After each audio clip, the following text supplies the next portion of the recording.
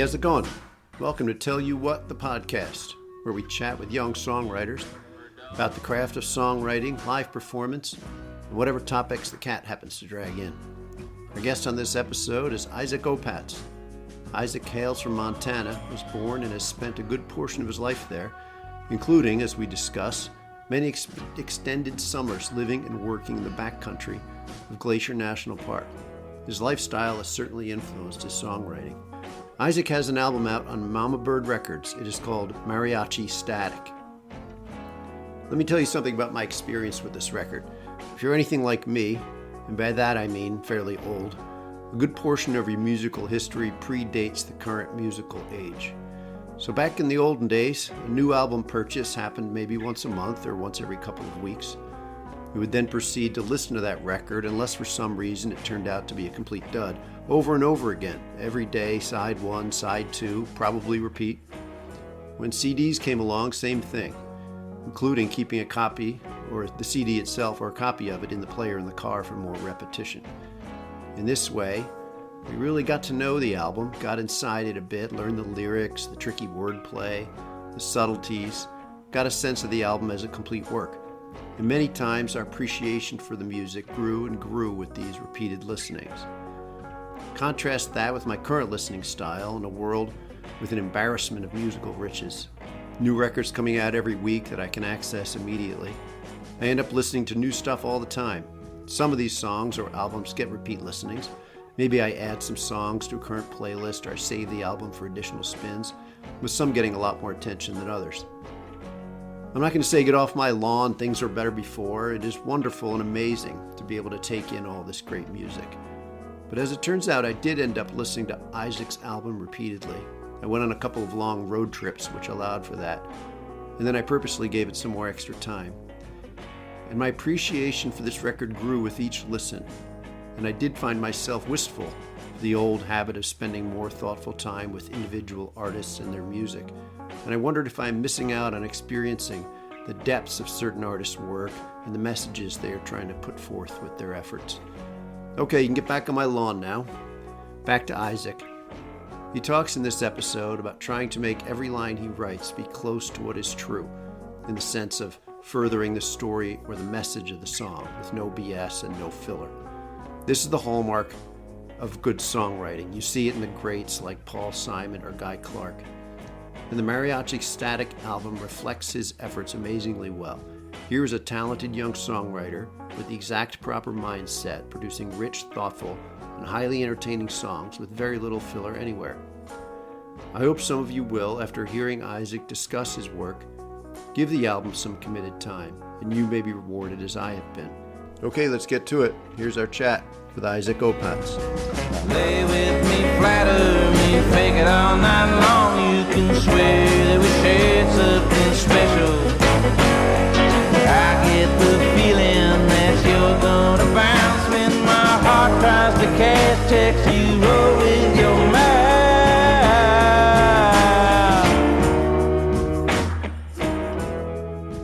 Okay, Izaak, welcome to Tell You What, the podcast. Thank you for joining us. Thanks for having me. Up in the 210th floor of the Tell You What Epiplex. I hope the elevator ride wasn't too boring for you, but the views are worth it from up here, don't you think? Absolutely. Thanks for coming out here to the Midwest. Let's talk a little bit about your background, your upbringing. For those of us who live out here in the Flatlands, you have an interesting sounding upbringing. Can you talk a little bit about where you're from and maybe the kind of music you may have been exposed to when you were growing up? Yeah. I'm from northwestern Montana, a small town, although my dad's from Minnesota. So I grew up in the mountains. It's a small, pretty much as long as I've been there, it's been a resort town at least part of the year. Okay. There's a ski hill. It's pretty close to the Glacier National Park. There's a lake. And my parents met at the national park one summer in the early 80s. And as tourists? As seasonal employees. Oh, okay. Yeah. So that's always been they've always been into the outdoors. My dad's a big hiker, and that's always been a big part of growing up there. Mm-hmm. And I stayed in Montana pretty much until I went to college there in Missoula. And so I was until about, I guess I was 25, 26, I moved to Nashville. And that was kind of my first stint out of the state. Okay. So pretty Montana through and through until the last couple of years. So was there music in your house growing up, or in the on the stereo? Yeah. But my dad played harmonica. Mm-hmm. I think kind of more before I knew him. And my parents music was important to them, and important that it was a part of my life. Me and my sister both got signed up for piano lessons. Okay. Before, I must have shown some interest, but I think it was probably more my parents thought it was important. And then when I decided I didn't want to do it, they were fine with letting me quit. I was not the piano didn't take? No, it didn't. I was not the best practice. I was not as disciplined as I could have been. I was younger. Mm-hmm. My sister did a better job with it. I don't remember this, but my parents remembered sitting at piano recitals while I obviously did not know how to play what I had been assigned, and just it sounded kind of gut-wrenching for them. So when I decided I wanted to be done with it, I think they were ready to be done with it as well. They had enough of the pain. Yeah. Yes. But still, I'm really grateful that it was offered and I got that kind of like foundational exposure to music. But yeah, neither of them were especially musical, but my dad's mom really was. And so they've noticed before that they think my interest has kind of skipped a generation and come from her. So, since it was a small town, was there an opportunity to see live music very often? Not a ton. A little more than most small towns, because it did have some some tourists from elsewhere filtering through. Right. There's some bars downtown that had live music, but not a ton. Mm-hmm. I was exposed to it mostly through listening to music. Right. So what got you started playing music? How and when did that happen? That happened in high school. At the beginning, I had a group of friends who I went from piano, quit that, played trombone for a little bit in the school band, quit that, and then finally asked for guitar when I was a sophomore in high school, and happened to have a couple of friends that were also picking up the guitar at the same time, and so we started to get together after school. And you can only read from like the Mel Bay book and learn a couple songs on your own for so long and stay interested. So there were these couple like benchmarks that kept me hooked, and the first was finding these friends that were learning as well and playing with people and like locking into a rhythm together, and then starting to harmonize. I guess on the guitar, I wasn't singing yet, but kind of playing around with like harmonizing solos or melodies. What kind of stuff were you guys playing? We were playing a lot of. We started with bluegrass, right? Just because that was a simple way to have somebody playing rhythm, another person taking over a simple melody. It's a great foundation, though. Yeah, and it's still there. That kind of like 1/5 boom chick like bass note thing is still kind of how a lot of my songs start. But then we went into. I remember playing like All on the Watchtower for an hour and a half straight, just like. At some point, you started singing. Yeah, that was not till college. Okay. I had a cousin who I lived with my sophomore and junior years of college, and they had been singing for much longer and writing songs, and encouraged me. Were the ones that kind of like break me out of my real reticence and shyness around singing. So, if not for that, I don't know if I would have done it. It wasn't something I thought I could do. How did it feel when you started singing? Good. Actually, even more than the cousin, I think I credit getting my driver's license to feeling like I could sing in the car. Singing in the car. It was like my first like private. It was private enough that I could like let loose. Yes. And even now when I sing to myself, I can't really hit the notes. Like I have to go full bore. Right. And so when you're like before you've really sung and you don't have like a choir or a church background to know that you can, or to have that kind of like safe space, it was really hard for me to feel confident enough to even get to the place where I was actually singing. Where you let loose. Yeah. And so having a car, I had like a compilation of Beatles songs.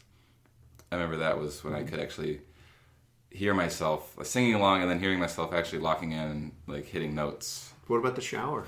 I didn't do it. I think even then I was so shy, like I thought I might be heard. We have a daughter who is a singer, and she was known throughout the neighborhood for singing in the shower. So she was heard by the people. She was heard by people, the children, and playing in the backyard.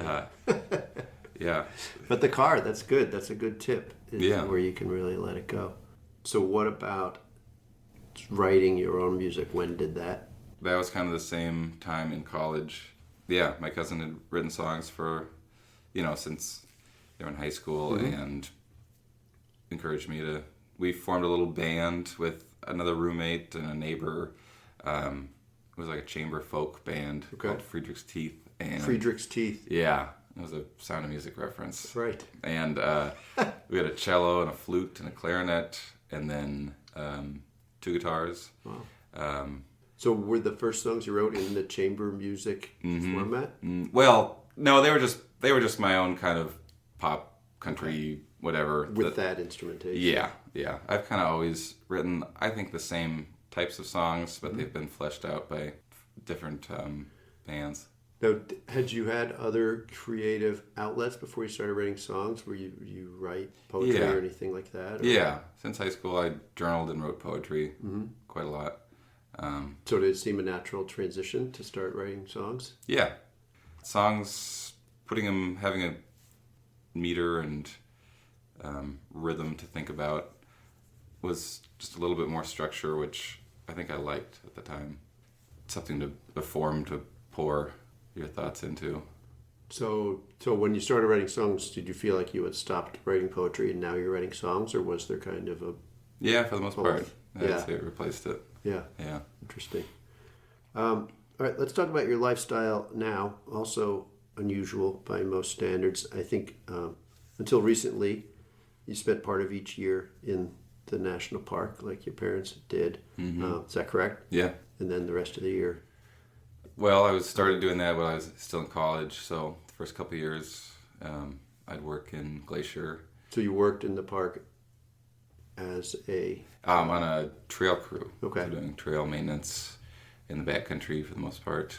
And you can only do that in Glacier when the snow's gone, which you can start in the low country in May and work till usually October. So 5 months out of the year you were in the park. Mm-hmm. Yep. And pretty much unplugged from, no cell service or internet. So pretty, not isolated by any means. You've got a lot of peers and plenty of contact with people, but not the rest of the world. No, yeah. It's really perfect because you're social, but you're not distracted. Mm-hmm. And so how many years did that go on for? 9 summers I did it. My first year I worked for the campground crew, which was just kind of a foot in the door, and then I did 9 summers of trail crew after that. And then the rest of the year? And then the rest of the year, so it was college until that finished up, and then traveled for a few winters. Went down to Mexico, went to Europe, and then I moved to Nashville in 2014. Specifically to pursue music? Yeah, also just for a change of scenery. Mm-hmm. It wasn't a full-throated commitment, but it was a curiosity to be around people who were really going for it. Right. And did you start recording things at that point? I did a little bit. I did one EP in Nashville that I just recorded at the house where I was living, but got some really great musicians to play on it. I lived with my friend Johnny Fritz, and he was full on into it at that point, touring a lot, and learned a lot from him about just what the life was, the good and the bad. And so I played a little bit in Nashville, but I was still building my confidence and writing and. So in what ways do you think your time in the park, those 5 months a year, has influenced your songwriting? I see it in the metaphors, the figurative parts of my songs, at least the ones that I wrote during that time. A lot of reference to nature and kind of contemplative sort of songs. But it was a lot of work, and it wasn't a lot of time to, I'd go to bed at like 8 or 9 every night because Tired. I was tired, yeah. Yeah. And I started to bring a guitar back with me the last couple of years, but it wasn't really a space for writing for me, which I spent a lot of time thinking about songs, and I had plenty of, I would think of these melodies while I was digging drains that I just, who knows if they were good, but I thought they were great at the time, and I'd try to hold them in my head, but I didn't, without a guitar to like, just get the muscle memory of the melody, or without an iPod, or something. I just didn't have it at the time to do a voice memo. I lost a lot of those, and that was really frustrating. But hopefully they sunk in somehow, and they came out. The lost songs of Glacier National Park. Yeah. So all those summers you never did have a way to record that. You didn't like, I'll bring one next year or something like that. There was some. I would bring a guitar. I said the last couple of years, and I would go back. I wouldn't be back in the woods the entire time. You'd go out for 10 days and then have 4 days off, where I had my stuff. We had a dorm room and stuff, so I would still do some writing and played some shows out there. Get my band up to these really cool, funny bars that were on the east side of the park on the reservation. You get some of the seasonal crowds, some of the locals, and it was really memorable shows up there. But yeah, it wasn't. So it wasn't like this romantic thing, like I go into the mountains for 5 months a year and write all this music and then come down with my next album kind of a situation. No, it wasn't. But it was a 5 months of kind of removing myself from that and building up, I guess, ideas or just excitement about in the winter when I could get back to it. I would write a lot. So how do you keep track of your ideas in the real world? Now I write everything down that I can, and then I use some kind of a device for recording voice memos of usually melodies, chord changes that I otherwise wouldn't recall. Do your songs mostly then come lyrics first, or is it? Yes. Yeah, mostly. Although sometimes they're both kind of floating around at the same time, and I'll spend some time attaching them, helping them find each other. The other, yeah. But yeah, it seems to be, for me, I have to have lyrics that I care about enough to turn them into a song. If I just have a chord progression and a melody, that's not enough for me to want to stick with it. Right. And force words into it. So yeah, definitely. And especially coming from poetry, creative writing background, that's when I want to express myself. That's what I need to get out first. Right. So since you live mostly outdoors for long stretches, or did, and then in your off season, it seems like you were moving around to different places. Do you think this nomadic kind of lifestyle has influenced your writing or some of the songs that you've come up with? Yeah, it has, because it's definitely cause for a lot of interrupted relationships. And I write a lot of songs about people that got away, or mistakes I made, or just, being, heartbroken from, and a lot of it comes back to I left, or I was impatient or restless, or whatever. And then some songs like Not Yet on the last record is kind of about just that life that I was living for a long time, as far as wanting to stay free, kind of footloose, and then realizing, which works for a while, and then after a while you realize that it's its own kind of shackle, and you keep just having the same experience over and over again instead of planting somewhere and getting past that and having deeper experiences rather than wider. Yeah, that song is actually on my list of songs I wanted to discuss. And it does kind of harken back to your lifestyle, and it kind of talks about the advice that younger people are given, right? That's the way that lyrically that it is set up. Yeah. And kind of the different ways you can look at that advice. Yeah. You know, when you're 20 or 19 or 21 or just out of college, you're told a lot you have to get out and see things and travel, and I think you do. But I feel like I maybe took that a little too hard because I knew that my default was to just maybe settle down someplace that felt safe and easy, and like where I went to college in Missoula, that's always felt really comfortable to me, and like it's kind of got everything I need. But I found it early, and I always kind of envied people who maybe were from places that they didn't love, and then I'd meet a lot of people like from East Coast or the Midwest who came west and found Glacier, and it like just blew their mind, and they had this whole other part of their life opened up that they didn't even know existed, or maybe they suspected existed, and they found it.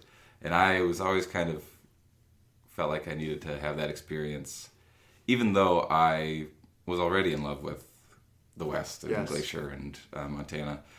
And so I kind of prodded myself to like get out of my comfort zone and go try living in a city, try living in the South, and that was kind of why I made these sort of capricious moves to Nashville or LA. Well, what you described earlier is the kind of the irony. There's kind of an irony here, because most people would say, "Oh, you have this interesting lifestyle. You're always doing something different," but you describe something where you're repeating a cycle. Yeah. Even though from an outsider doesn't appear that way. Yeah, but if you go to a new place, you have to orient yourself every time, and so you end up having a lot of the same conversations and having the same like format of experience, even if the experiences are different. You're going to a different coffee shop, but it's still same, kind of the same thing. But you're also getting to meet different people. I don't know. It's just, they're two different things.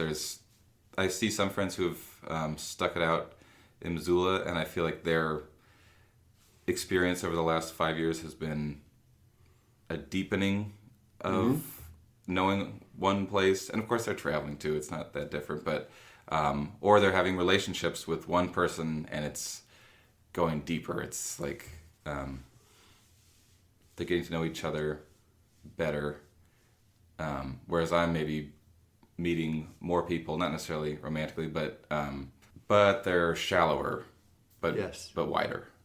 I don't know. And so I think there's both of them I'm really interested in exploring, but as I get older, that song Not Yet is just about feeling like I'm getting a little tired of the spreading myself. It also contains one of my favorite lyrics of yours on the album, where you're talking about the advice older people give you, and you say it is given as if youth was a last gasp inside a plastic bag. Yeah. Yeah. As if people who have, like we were kind of talking about yesterday too, people who go right from college to a professional career, they build up the freedom that maybe they passed by in between going to college and having kids as something that, of course, they all wish they had more of. Whereas I had almost too much of that, and I find myself daydreaming about like having a steady job and some more structure. It's just a grass is greener kind of thing. You've got your whole life ahead of you. Enjoy it while you still can. That's what everybody told me, as if youth were the last gasp inside a plastic bag. So I clung to my freedom greedily. I cut up all the credit cards they sent me. I kept my distance from long-term leases. I wanted a dog, but I never got one. I left my options open for so long they started drying out. Someone suggested I stick around. I'm not ready, not yet.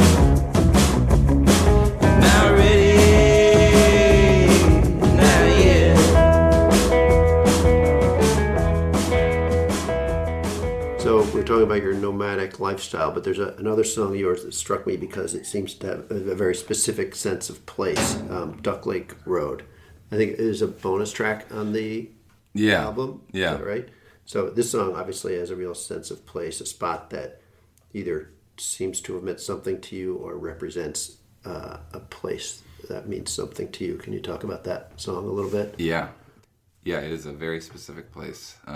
It's on the east side of Glacier Park, on the Blackfeet Indian Reservation, on the plains, but kind of these low, not quite foothills, but sort of buttes. You can get up on one and look west and see the whole Rocky Mountain front. Mm-hmm. And it's just a really special, quiet, powerful place. And that song I wrote while I was in Nashville. Okay. And I just couldn't find a similar place that felt as... you feel free out there. It's just when there's Eastern Montana, you don't see a ton of people if you don't want to, and it feels like you can kind of get away with anything, and you just stop worrying about what you're doing. Nashville was the biggest city I'd lived in up until that point, and you just get kind of stressed out about being surrounded all the time. And so that was just a song of longing for Montana and that feeling. And there's a line in the chorus about, is it wrong? I think I know what I already want. Something like that. Yeah. And which is kind of that same sentiment of like, I almost feel guilty that I gave this up. Or that I don't feel like I want to explore as much as I'm being pressured to, because I'm very happy. But it goes back to what you were in the place that other people discovered as their special place. Maybe you happened to be born in it. Yeah. Right? Yeah. And the truth is I don't think I did have that same depth of appreciation for it until I moved to Nashville and suddenly missed it terribly. One time in the evening, for the benefit of a girlfriend, I cued and conjured coyote with my right hand. Another time we woke up, surrounded by a herd of cattle, rubbing the side views and licking the hood, staring at a naked self.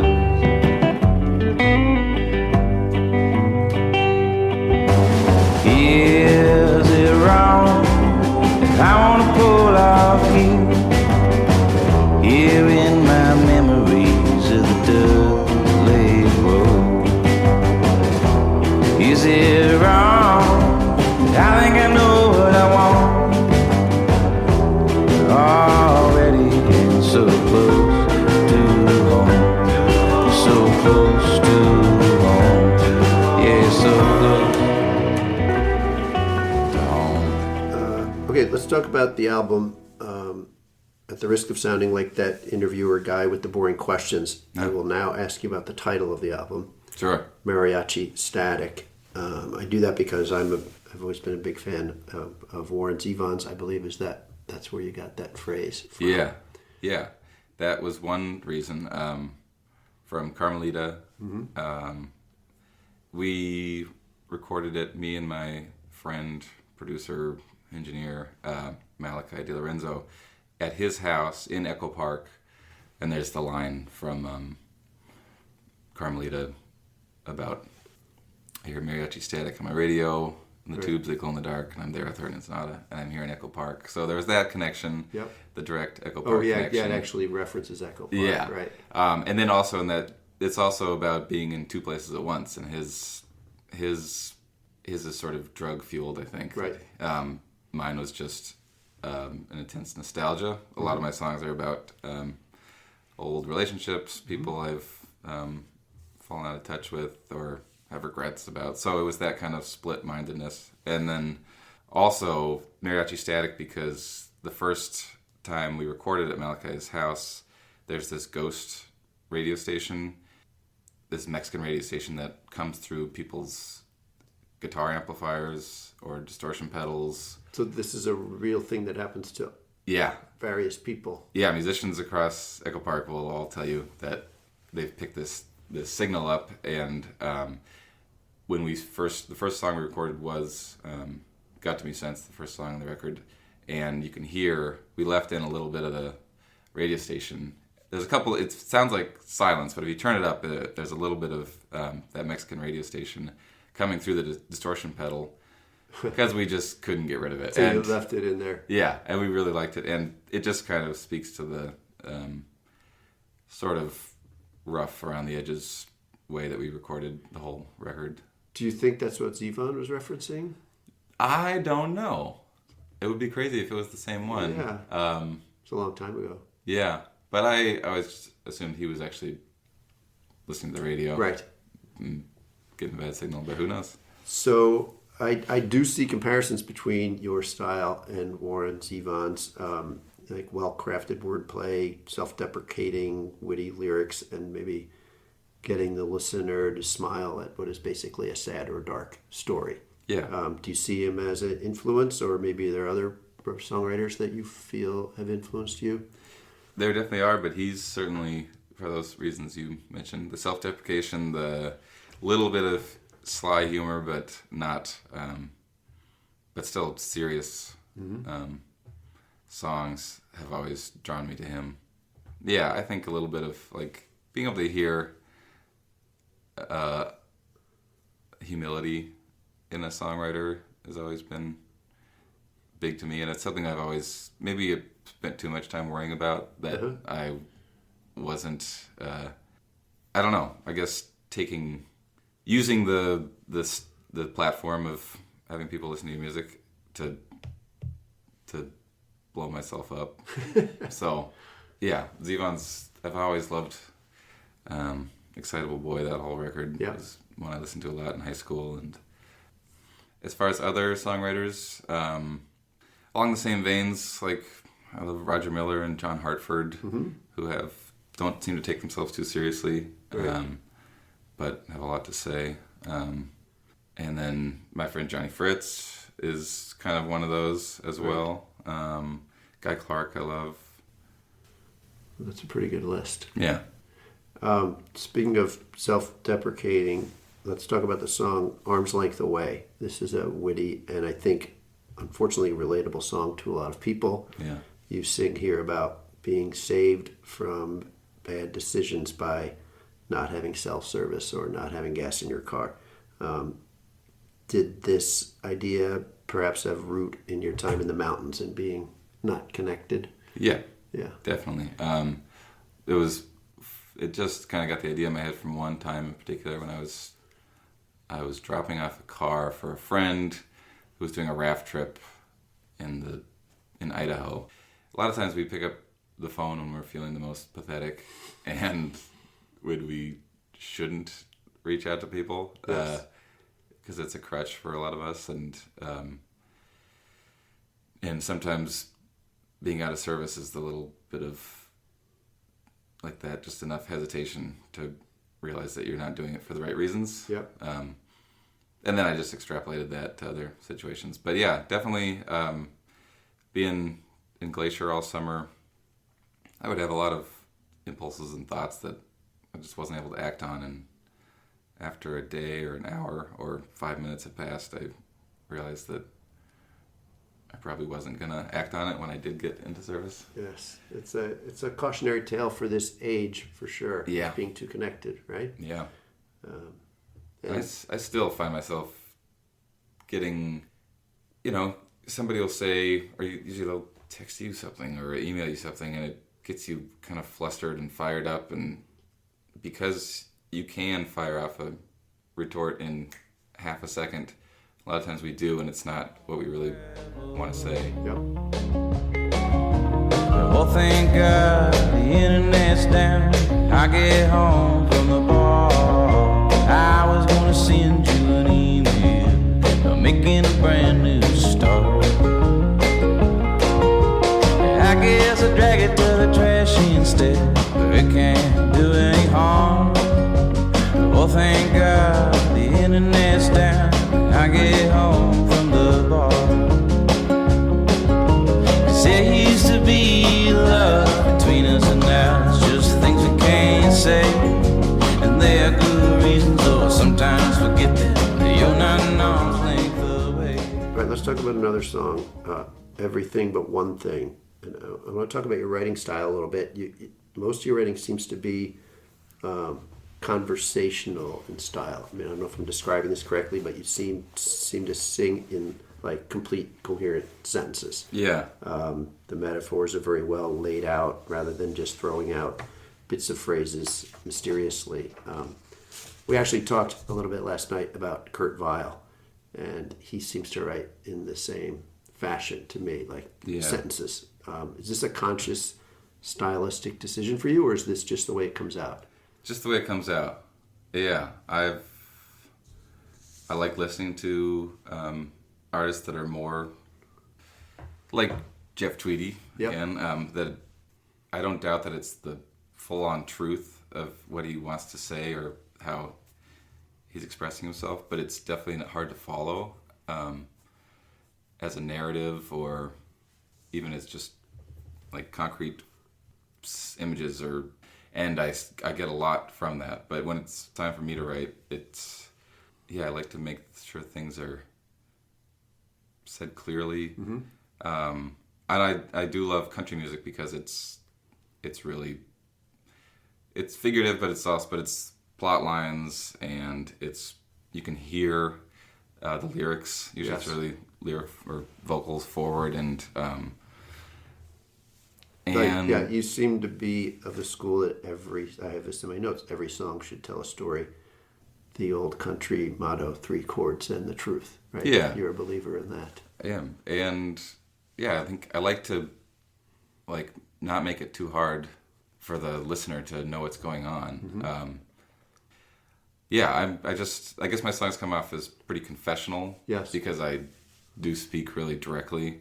And at the end of this particular song, Everything But One Thing, you sing about leaving your favorite tapes behind with the girl you were leaving, facing a long drive, and maybe it's time to just write the song. Yeah. It is like you're narrating your life in real time. Yeah. Right? Yeah. And that song, even more, like, I didn't write it like in that moment. Mm-hmm. But there was that moment. And until I wrote that song, I didn't really understand what had happened in that relationship, or I hadn't really mentally packaged it. And so I needed to write the song to understand what the song was and what that part of my life was. Songwriting is therapy. Yeah, and it's just translation of your feelings. We made love while dinner cooled on the stove. Somehow I still managed to burn my tongue. When the dishes were dry and put away, I turned on the radio, mouth to a flame. She pulled petals off a flower in the back of her mind. And everything but one thing was perfect. But that one thing is the only thing worth the wait. Sometimes when she'd lean in to kiss me, I could see across her face. I knew I could never prove what you wanted me to say.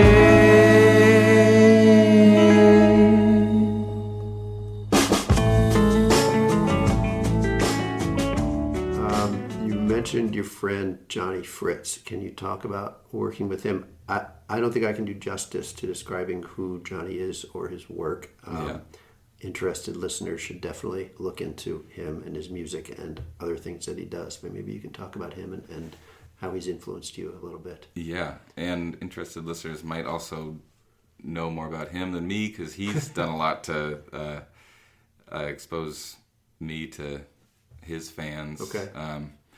Which I'm really grateful for. But yeah, I met him in Nashville. He's been making music for a long time, and he writes. It's different style than me. It's less confessional and autobiographical, but they're country songs that have a lot of humor in them, but aren't total jokes by any means. But yeah, he's just a really interesting guy who's really made his own path in the music industry, which has been really inspiring. He's a self-starter. He's got a million ideas every day. Right. And he's a leather tooling business that I work in nowadays. He just got into real estate. He's got like improv acting skills up the wazoo. And you have toured with him? Yeah, I've toured. I did a tour with him in the Southeast years ago, and then I just did a tour with his new band Traveler with Corey Chisel and Robert Ellis last May.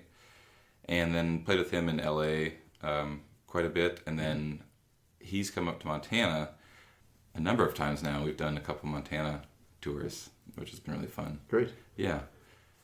So you have worked in his leatherworking business. Do you see this as an artistic outlet for you, or is it a way to make some money? Or? It's both, yeah. It's a really fun craft. It's just, you use your hands a lot, but there's some design elements. It's really contemplative. It's a fun thing to do. I think he discovered that it's a great business that he can, in the winter months when music isn't quite as happening, he can make money. It's also just like, after looking at a blank piece of paper and trying to write a song, it's really satisfying to go to the shop and look at an order and cut a belt and make something. Yes, you don't have to invent it out of whole cloth, so to speak. Yeah, it's a little more straightforward. And it kind of dovetails from a business perspective with music for Johnny, right? So somehow he's built up an audience of people who appreciate his music and also buy his crafts. Is that correct? Yeah, he's described his music career as great publicity for his leather business. There you go. But they feed into each other, and he's got a lot of different ventures that are all kind of part of the same cult of personality. Yeah. No, it's always interesting to see how people in this era make a living in the music business without having a giant stadium audience. Yeah. Right? Or a major label. So that's a great example. Yeah. Okay, so you've been at this for a while. How do you think you have changed as a songwriter over time, if you have? Are there things that you've gotten better at, maybe? Or are there things you were trying to get better at? Yeah. I feel like the intent of my songwriting hasn't changed too much. I've gotten more... I'm really inspired by country songwriting as far as the structure. Like, no other genre can make me smile as much when a song kind of comes back to itself or toys with kind of the central lyric in a song. I think they're kings of wordplay and humor, but also like uber sentimental, which I have a real soft spot for. So it's just been, that's always kind of been my golden standard, and I feel like I've gotten closer with every new song, and I don't think I'll step away from that really literal narrative format too much. Yeah, I don't know. It's easy to like have that format and then follow it and have a few lines in there that seem true and mean a lot. I guess it's just, I'm trying to get closer to making every line feel really important to me, and also move towards like the larger superstructure of So do you find yourself doing a lot of rewriting? Yes, a ton. Always have done that. Yeah, there have been a few songs that I've just sat down and ripped off and they were done, but for the most part I'll have an idea, I'll write a few verses, forget about them for a long time, come back, realize that there's something there, and if the amount of coffee in my blood is right and I have the time, then I can make some more progress on it, and maybe even find a verse from another song that I thought was unrelated and pull it over and edit it a little bit. And yeah, it's a lot of work. How do you know when you're finished? I think they're such like plot-driven songs that it's pretty obvious when I need to finish the story. It's not just a length thing. And then I've no problem writing like a minute and a half long song. Okay. So like the little one on the last record, One Way or Another, that was done because it was just a smaller idea.